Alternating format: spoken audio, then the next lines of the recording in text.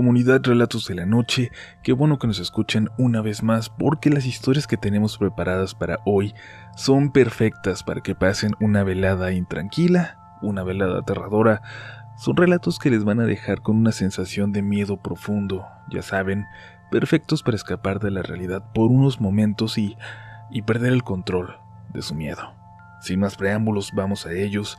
Esperamos que los disfruten y sobre todo que los tomen como entretenimiento, que no se sugestionen, aunque, a decir verdad, todas en la comunidad podrían vivir algo, quizás en esta misma madrugada. Cualquiera puede ser el protagonista de la siguiente edición de Relatos de la Noche.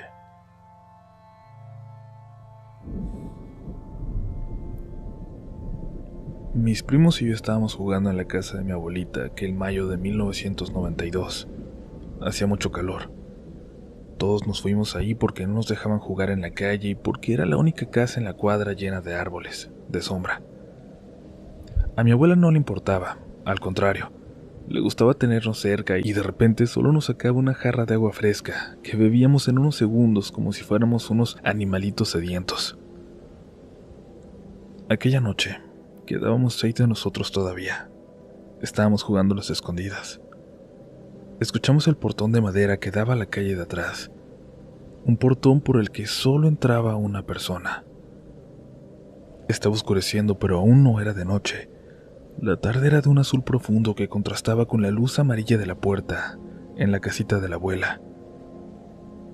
Todos nos quedamos parados cuando vimos que mi tío Mario entró, tocándose el estómago como si estuviera herido, y llegó hasta la puerta de la casa.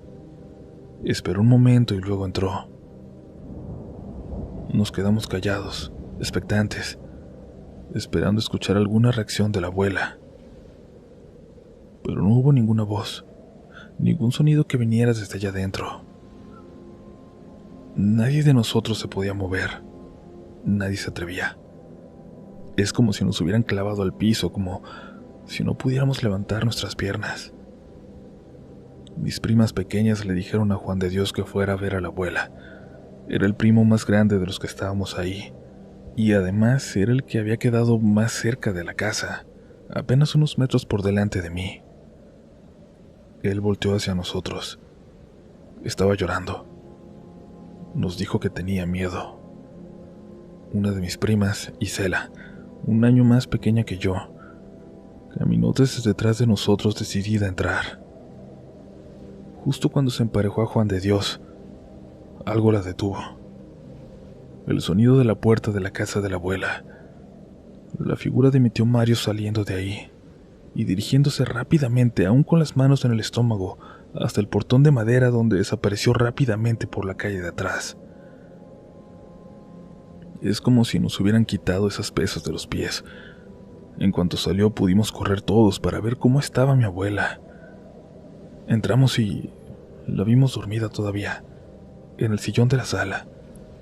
Y aún dormida nos escuchó entrar y nos dijo algo sin despertar completamente. ¿Vino tu tío Mario? Revisen que no se haya llevado dinero del jarrón. Mi tío Mario andaba de vago, lo anduvo toda su vida. Cuando se fue de la casa fue el único que no buscó trabajo y no formó una familia. Aunque decían que tuvo un hijo en la frontera, solía volver de vez en cuando nadie lo veía para robar dinero del jarrón de la abuela, donde los demás hijos ponían lo de los gastos de la semana.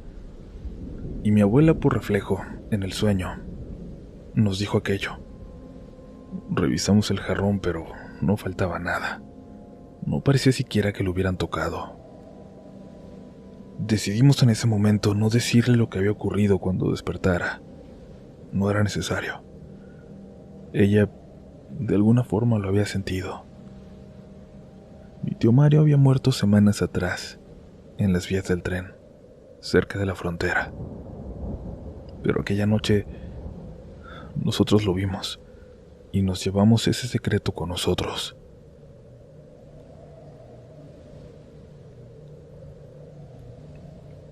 Cuando estaba en la universidad le ayudé a unos amigos de comunicación a hacer un trabajo final para alguna clase de televisión o algo parecido. Necesitaban una cámara más y no era algo que yo no hubiera hecho antes. De hecho, yo trabajaba haciendo videos de bodas, así que en realidad hasta tenía experiencia profesional. Solo necesitaba que me dijeran qué era lo que querían grabar. Era un reportaje sobre una de las escuelas más viejas de la ciudad. Pidieron permiso y nos dejaron entrar pasadas las 5 de la tarde. Había muy pocos o nada de alumnos a esas horas. Supuse que no había turno vespertino o que no había habido clases ese día. Pero en cuanto llegamos yo me fui a hacer tomas y aspectos que creí que podrían ayudarles a vestir su pequeño reportaje. Llegué a unos pasillos viejos, detrás de la dirección, y subí hasta lo que parecía ser un pequeño escenario, un pequeño teatro. Una de las monjas observaba con cuidado el ensayo de los chicos, desde un pasillo al lado, arriba del escenario. Ellos estaban practicando una coreografía.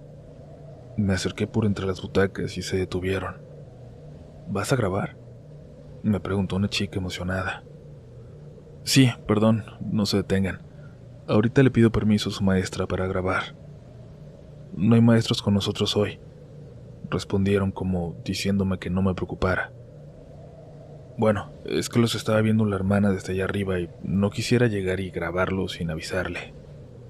Les dije, y nunca había visto a alguien cambiar de semblante tan rápido. Nunca había visto esa reacción, y cómo algunos de ellos corrieron y se pusieron detrás de mí y me pedían que saliéramos juntos, que los esperara a tomar sus cosas, pero que saliéramos juntos. No había monjas en esa escuela, al menos no desde hacía décadas, pero la monja del teatro era una leyenda entre los alumnos. Uno de los chicos me miraba con desconfianza, convencido de que los había intentado asustar, pero yo no tenía idea de esa leyenda y, para ser sincero, estaba también bastante asustado con lo que había visto. Un rato después tuve que volver al teatro vacío para hacer las tomas que necesitábamos. Les juro que al grabar el escenario, desde las butacas, sentí una mirada desde arriba, desde donde la había visto, pero nunca me atreví a voltear. Comunidad, antes de continuar, les recordamos que la mejor forma de apoyar a este proyecto es compartiendo el contenido. Si nos están viendo en YouTube, también dejándonos un pulgar arriba, comentando. Si nos están escuchando en una plataforma de podcast, nos ayudan también siguiéndonos en nuestras redes sociales. Todos los links, como siempre, están en la descripción de este episodio. Y por supuesto, compartiendo sus historias con nosotros o llevando este programa a alguien que tenga una por contar, para que vea lo que hacemos y se anime a que sea contada su experiencia por aquí, en Relatos de la Noche.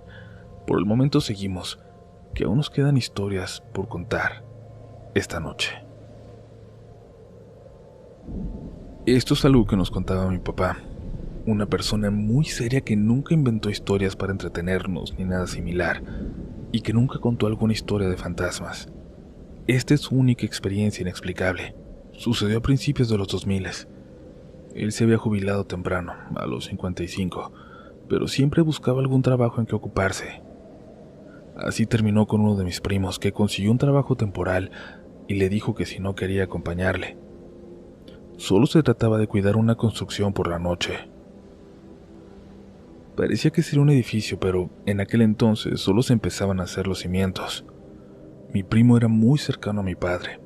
Lo tenía como otra figura paterna y se la pasaban platicando por las noches, hasta que a uno lo vencía el sueño y se dormía, y se turnaban para que siempre hubiera alguien despierto, pues ahí guardaban mucho material para construcción que alguien podría pensar que era buena idea robar. Pero una de esas noches, sin darse cuenta, los dos se quedaron dormidos.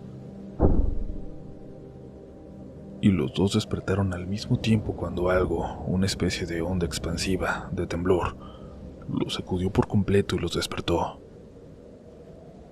Corrieron a revisar todo. Pensaron que algo se había derrumbado, pero no. Luego empezaron a escuchar gritos muy a lo lejos, de muchas personas. Mi papá buscaba por todos lados y mi primo salió y revisó los alrededores del terreno, todos baldíos. No había ni un alma, pero los gritos se seguían escuchando. De pronto solo se escuchaba uno, Una voz de hombre adolorida. Gritaba: aquí, aquí, aquí estoy.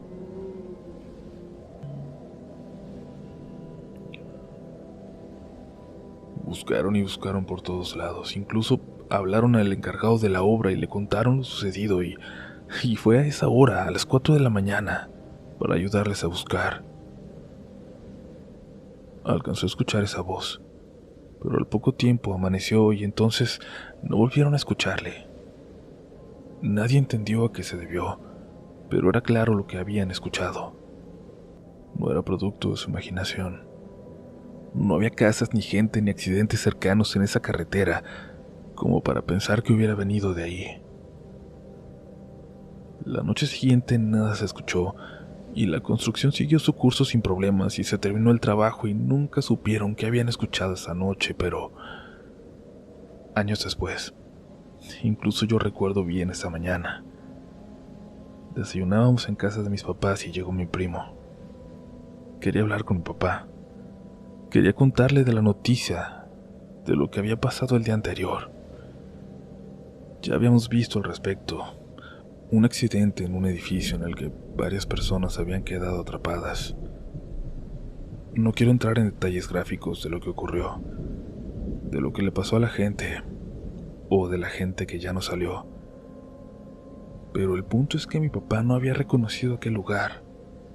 El edificio que había salido en las noticias era justo aquel en el que habían trabajado, en el que habían escuchado aquel sonido, en el que habían escuchado tantas voces pidiendo ayuda. Como si hubiera sido, no sé, una ventana en el tiempo. Como si el futuro hubiera estado marcado ya. Ojalá alguien tenga alguna teoría, alguna explicación al respecto.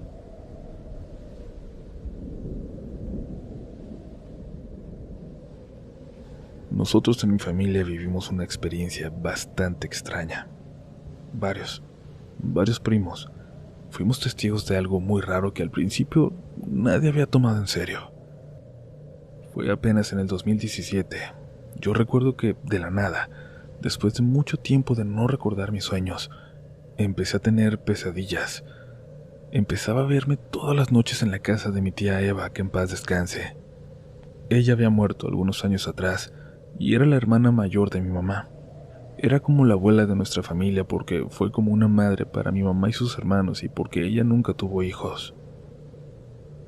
Y todas las noches yo aparecía en su casa y estaban mis primos alrededor, como sombras, como siluetas, pero yo sabía que eran ellos y cada noche los veía un poco más, cada vez más claros, más definidos.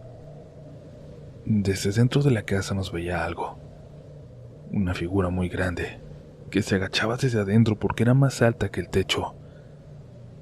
Era completamente negra, no como las siluetas de mis primos, negra de verdad.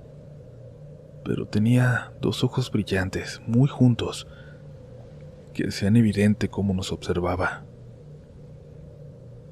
No podíamos hablar entre nosotros, no podía escuchar a las siluetas de mis primos, pero podía sentir su temor como el mío, hacia esa cosa, hacia lo que estaba dentro. Ahora bien, esos sueños eran terribles y me persiguieron por semanas, pero eventualmente recibí la llamada de uno de mis primos. Me preguntó si había tenido un sueño extraño últimamente. Verán, él también los había estado teniendo. Y otro primo fue de visita y se lo comentó. Y se sorprendió cuando le contestó que él también había soñado con algo parecido. Que estábamos todos en casa de mi tía, pero él no nos veía como siluetas, sino como si realmente estuviéramos ahí. Y otro primo nos soñaba también ahí, pero de día. El caso es que todos estábamos soñando con algo muy parecido, con estar los 5 ahí, juntos. Decidimos comentárselo a nuestros padres, averiguar qué podría estar pasando. Y así llegamos hasta nuestro tío Ángel, el menor, quien había heredado la casa de mi tía Eva y la había puesto en venta. Le comentamos lo que estaba pasando, y al principio hasta se molestó. No nos quiso creer, pero insistimos. y unos días después, de repente, dejamos de tener esas pesadillas. No supimos por qué. No supimos más hasta la Navidad siguiente. En algún momento mi tío nos llamó a los primos. Estaba solo junto a la fogata que siempre prendemos. Sacó una bolsita de tela y nos preguntó cuándo habíamos dejado de tener aquellos sueños que le platicamos. Le dijimos más o menos la fecha y sonrió. ¿Saben por qué era?, dijo sacudiendo la bolsita. Cuando limpié la casa de su tía para venderla me topé con esto. Creo que son sus dientes de leche. Cuando se les iban cayendo, sus papás se lo daban a mi tía y ella les mandaba una moneda. Era su ratón y ella los guardó. No quise tirarlos, pero tampoco sabía qué hacerles, así que los enterré junto al árbol de mi tía, donde siempre se sentaba a leer. No me crean si no quieren. A lo mejor todo es una casualidad, pero a lo mejor todo tiene que ver. Nos dio la bolsa y en efecto estaba llena de dientecitos. Sigo intentando encontrarle una explicación, una lógica a esto, pero simplemente no la hay. Definitivamente en lo que no quiero pensar es en esa cosa que estaba dentro de la casa de mi tía. Al final de cuentas, solo quiero preguntarles si saben, ¿dónde están sus dientes de bebés